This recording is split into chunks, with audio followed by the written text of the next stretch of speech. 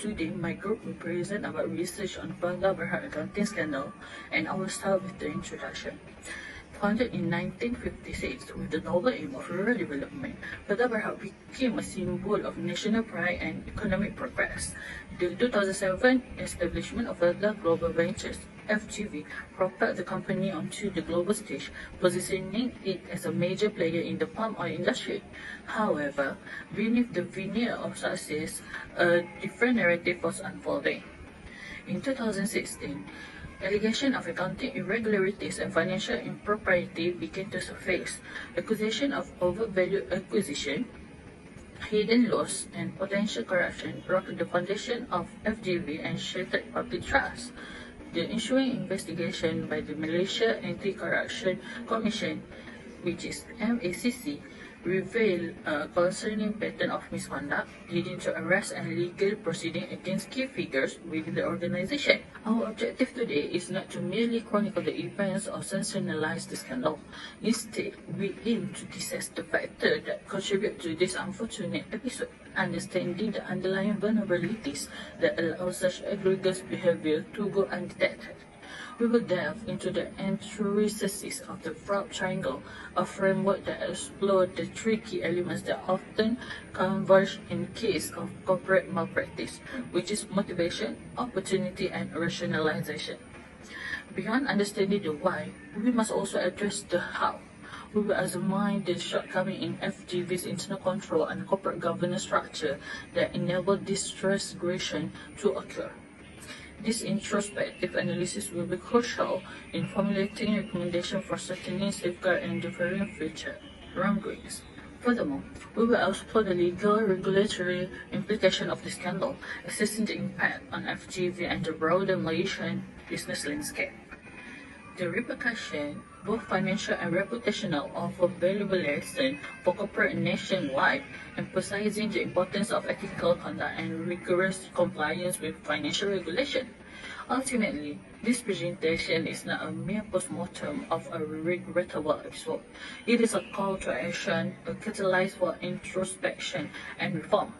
By learning from the mistakes of the past, we can work towards building a more resilient and ethical business environment where trust and transparency reign supreme. Next, I will continue with company background. MGB is an agribusiness company established in 2007, but its roots are in Felda, founded in 1956.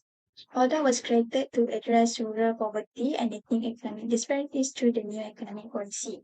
Felda goals was to provide land and support to rural Malaysia for growing cash crop like oil palm and rubber. It is one of the world's largest land development initiative, reskilling over 101,000 families.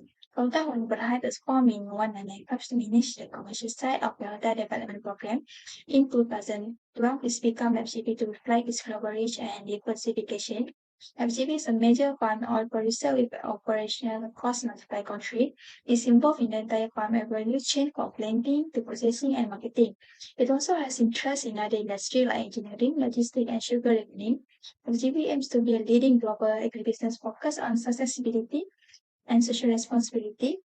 It has set goals to reduce its environmental impact and promote social economic development in six operating regions. FGB also takes two steps to improve employee welfare through housing, healthcare, and educational programs.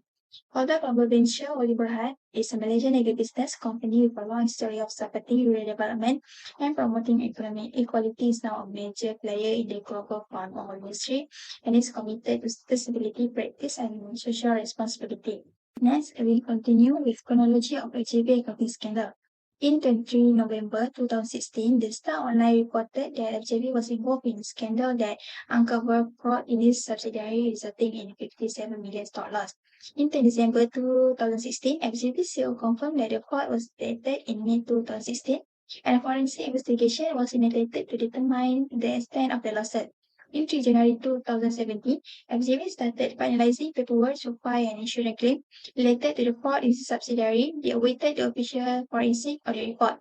In 14 July 2017, the Malaysian Anti-Corruption Commission (MACC) began investigating FGB subsidiary Felda Investment Corporation (FIC) regarding the overpriced acquisition of a hotel in London. In 28 July 2017, MCC initiated an investigation into another overpriced acquisition by FIC involving a hotel in Kuching, Sarawak. In 29 July 2017, MCC arrested 3 individuals related to the purchase of the hotel in Kuching. In 4 August 2017, MCC arrested 2 suspects involved in the purchase of the London hotel. The last one is 16 August 2017. Pasri Muhammad Isa Samad, the former FB chairman, was arrested by MCC for alleged power abuse and corruption related to the luxury hotel purchase. These are the key events in FGB company scandal. It spans from November 2016 to August 2017. The scandal involved fraud, overpriced acquisition, power abuse, and corruption, resulting in significant financial losses and damage to FGB reputation. Next, I will pass to the next presenter.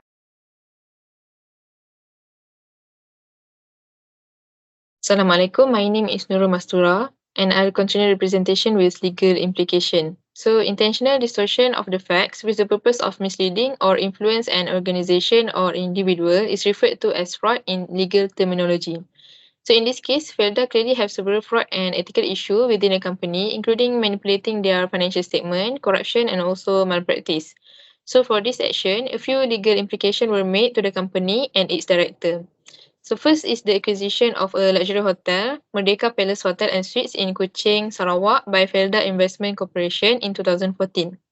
So for this, a 6-day remand order towards a director has been issued by the Malaysian Anti-Corruption Commission to aid in the investigation.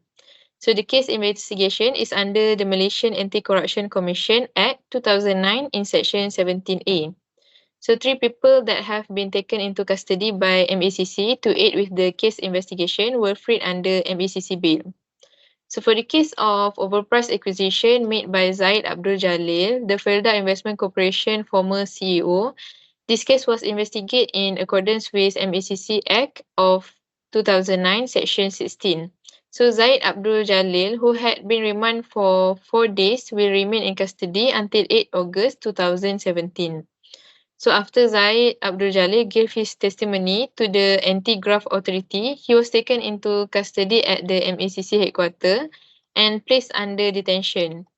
So the property in issue is the 4-star Grand Plaza Kensington property, which which they purchased on 16 December 2014 for about 330 million ringgit. So FIC was said to have lost several million ringgit since it was thought to have purchased the hotel for significantly more than its market worth. Tan Sri Muhammad Isa Abdul Samad was detained by the Malaysian Anti-Corruption Commission on 16 August 2017 in order to aid the inquiry of Felda Investment Corporation acquisition of the 2 hotels, one in London and the other in the Kuching, Sarawak. So his former assistant, Muhammad Zahid Ma'arib, have also been placed under detention to assist with the inquiry. He was charged with authorizing the 160 million ringgit acquisition without consulting the organization board and accepting bribes in exchange for facilitating the transaction. So the acquisition was made in accordance with Section 409 of the Penal Code. Muhammad Isa was given an extension of performing his sentence while his appeal was in progress. On 3rd of February 2021, he was found guilty of 9 counts of corruption involving 3 million ringgit, convicted to 6 years in prison and a monetary penalty of 15.45 million.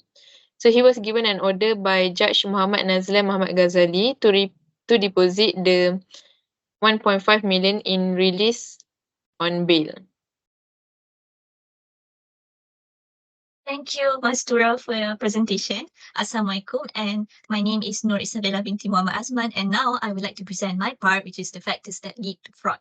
Fraud is a continuous problem that is present in the world of financial transaction and businesses. To truly understand the reasons behind fraud, one requires to understand the several factors that can combine to create an enticing setting for dishonesty. But first of all, let's talk about what is fraud.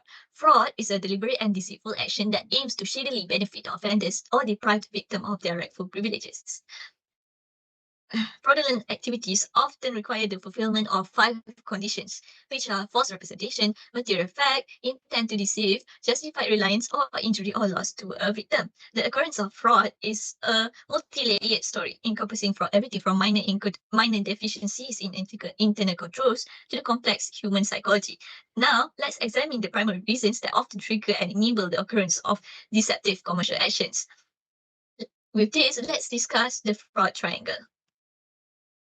The fraud triangle theory by Cressy is a theory that states that the individuals are inclined to engage in fraudulent activities when 3 factors converge. First of all is motivation, opportunity, and rationalization. Let's talk about motivation. Motivation or pressure is an element that represents financial or non-financial stresses and individuals may experience that pushes them into dishonest actions. This perceived pressure or motivation creates a compelling incentive for individuals with the intent to deceive. There are a few categories of pressures, which are financial pressures, non-financial pressures, or work-related pressures. But for the case of Felda, we can see that they are committed asset misappropriation to manipulate the purchase and divert funds for personal gains.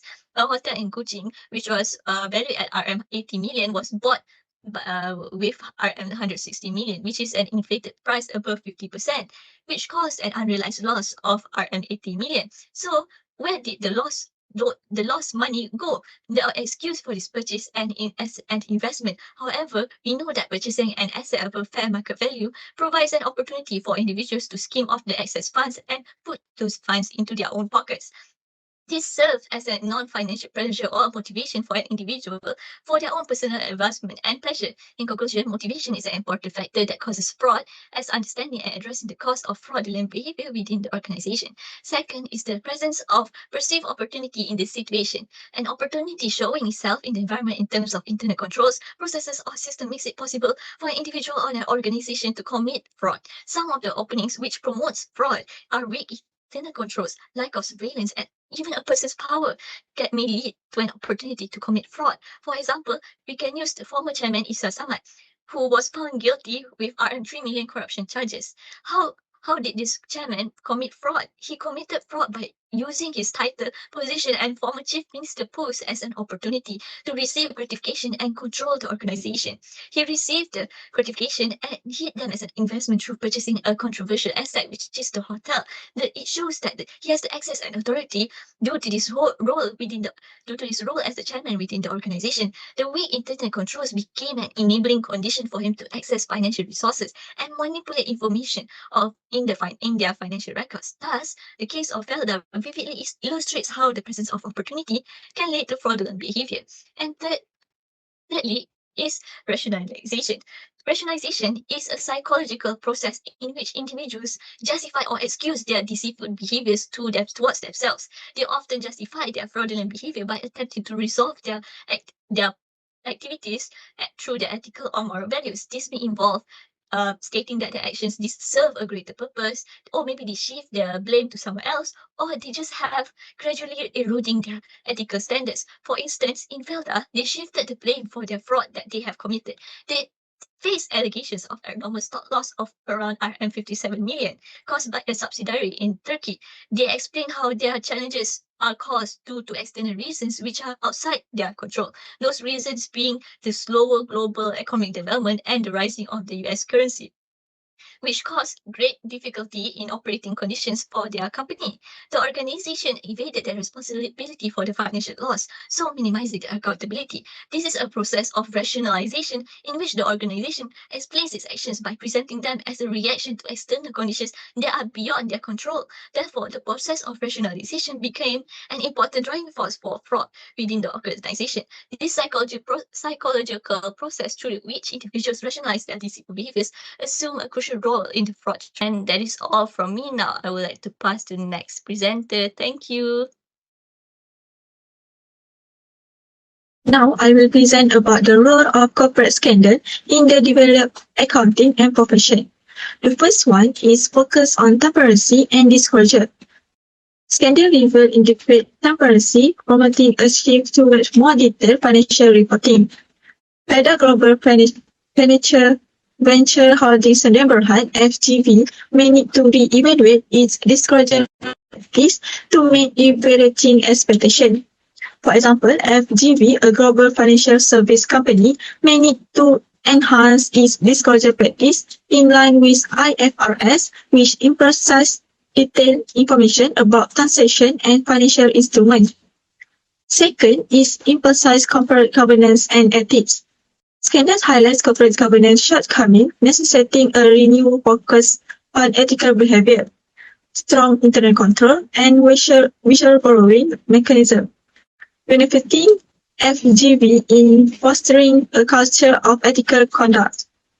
For example, the Petro-Saudi scandal highlights the need for ethical conduct and robust corporate governance, highlighting FGV potential to enhance this through independent director, clear conflict of interest policy, and effective whistleblowing mechanism.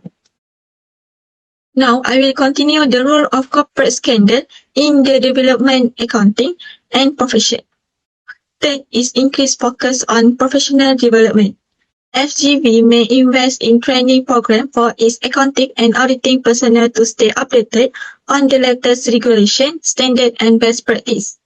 For example, Malaysia Institute Accountant (MIA) has reformed its professional ethics code and mandated continuing professional development for its members, urging FGV accounting to stay updated on ethical guidelines. And the last one is loss of public trust. Accountant must rebuild trust through transparency, ethical conduct, and professional standard, as scandal can damage public trust. FGV team should prioritize open communication with stakeholders. For example, the Wirecard scandal exposed the erosion of public trust in financial institutions, suggesting FGV can rebuild trust through open communication, clear financial statement, and prompt responses. As we draw to the close of this presentation, the story of FGV leaves us with a heavy heart but a clear mind, with delve into the depth of 2016 and 2017 accounting scandal, a saga that shook the very foundation of this once noble organization. We've seen the financial devastation, the tarnished reputation, the legal battles, and the chilling reality of fraud within its walls. But within this darkness, there are sparks of light. The legal repercussions of justice, holding key figures accountable and sending a resounding message. Fraudulent acts have severe consequences. The fraud triangle analysis offers a sobering glimpse into the motive, opportunity, and rationalization that paved the way for such malpractice. It reminds us that ethical lapses can occur even in seemingly strong organizations, and vigilance is always necessary. The lesson learned from FGV scandal extends far beyond just one company. It serves as a cautionary tale for business of all sizes and industry, a stark reminder of the domino effect that dishonest activities can trigger. It underscores the critical importance of openness, transparency, robust corporate governance, and a commitment to ethical practice. For FGV, the journey to redemption has just begun. The road ahead is long and arduous, demanding unwavering commitment to rebuilding trust, strengthening internal controls, and fostering a culture of integrity. Only by embracing these challenges and implementing meaningful reforms can FGV reclaim its lost standing and contribute to the development of a trustworthy and ethical accounting profession. But this is not just FGV's story. It's a call to action for each and every one of us. We must hold ourselves and our organization accountable to the highest standard of ethical conduct. We must champion transparency and whistleblowing mechanism. We must demand robust governance and independent oversight. By embracing this principle, we can collectively prevent future tragedies and build a business landscape where integrity thrives, trust flourishes, and prosperity reigns. Let the lesson from FGV's fall not to be in vain, but serve as a catalyst for a brighter future, where businesses not only chase profit, but also pursue ethical excellence. Thank you.